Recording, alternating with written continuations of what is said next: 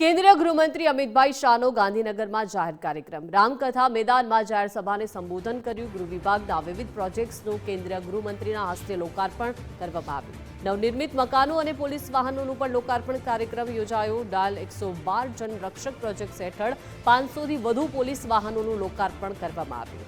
મુખ્યમંત્રી ભૂપેન્દ્રભાઈ પટેલની પણ આ કાર્યક્રમમાં ખાસ ઉપસ્થિતિ જોવા મળી।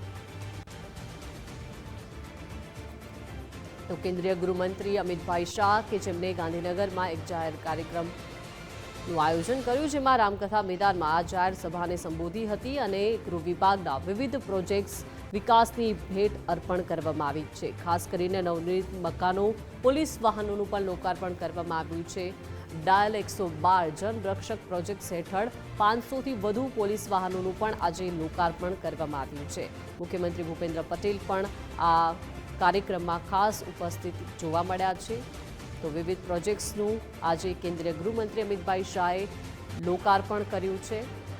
ખાસ કરીને 500થી વધુ પોલીસ વાહનોનું આજે લોકાર્પણ થયું। ગુજરાતની સુરક્ષાના દિશામાં મહત્વપૂર્ણ ત્રણેય કદમો માટે હું ખૂબ શુભેચ્છાઓ અને શુભકામના આપવા માંગુ છું। મિત્રો, આજે એક પ્રકારથી ગુજરાતની સુરક્ષા સુનિશ્ચિત કરવા માટે એક ઐતિહાસિક કદમ ભૂપેન્દ્રભાઈના નેતૃત્વમાં ગુજરાત સરકારના ગૃહ વિભાગે ઉઠાવ્યું છે। 250 દિવસથી વધુ કર્ફ્યુ અમદાવાદ શહેરમાં લાગ્યો હોય એવી ઘટનાઓ થઈ હતી અને એ જ ગુજરાત आज મને કહેતા ગૌરવ થાય છે કે સમગ્ર દેશમાં કાયદો વ્યવસ્થા અને રાષ્ટ્રીય સુરક્ષામાં નંબર 1 પર પહોંચે। એક સુશાસનથી પ્રેરિત નેતૃત્વ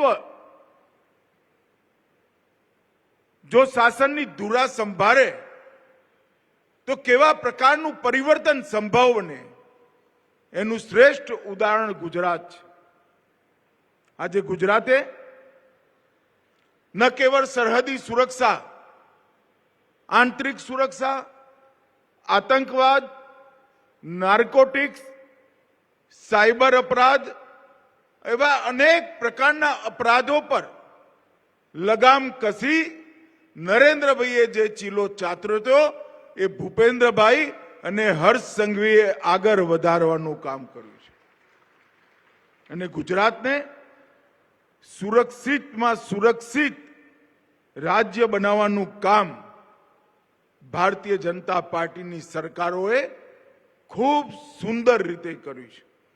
हूँ आज आ मंच उपरथी देशना गृहमंत्री तरीके मुख्यमंत्री भूपेन्द्रभाई अने गृहमंत्री हर्ष संघवीजी ने हृदयपूर्वकनी खूब बधाई अने शुभेच्छाओ आपवा मांगु।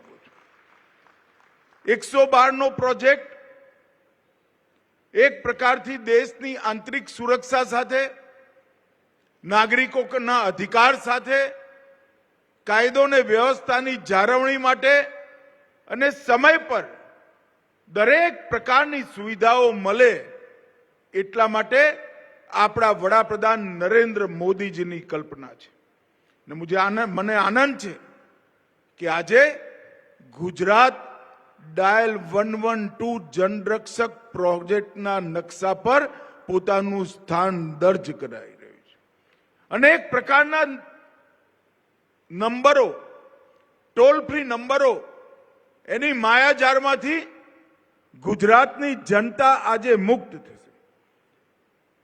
पोलीस माटे 100 नंबर, एम्ब्युलन्स माटे 108, फायर माटे 101, वीमेन हेल्प माटे 181, चाइल्ड हेल्पलाइन 1098, डिजास्टर माटे 1070, 1077 अनेक प्रकारना नंबरोनो गूंचवाड़ो लोकोने कन्फ्यूज करतो हतो।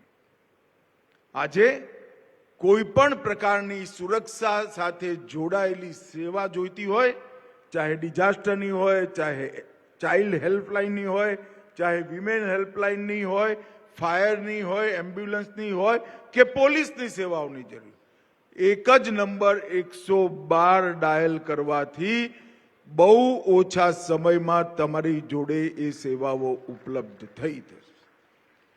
એક સોફિસ્ટિકેટેડ સોફ્ટવેરથી સંચાલિત અત્યંત આધુનિક કંટ્રોલ રૂમના માધ્યમથી આ બધી જ પ્રકારની સેવાઓનું સંકલન અને જીપીએસથી લેસ આ વાહનો જે આપની સામે ઊભા છે એ વાહનો 108ની એમ્બ્યુલન્સની મોટી હારમાળા અને કોલરને પણ એનું લોકેશન શોધી નજીકમાં નજીકની એમ્બ્યુલન્સ અને પોલીસની ગાડી, ફાયર બ્રિગેડ સુધી સૂચના પહોંચાડવાની વૈજ્ઞાનિક વ્યવસ્થા એક પ્રકારથી ન્યૂ એજ સ્માર્ટ પોલીસિંગ સિસ્ટમની દિશામાં આજે એક મહત્વપૂર્ણ કદમ ગુજરાત સરકારે ઉઠાવ્યું.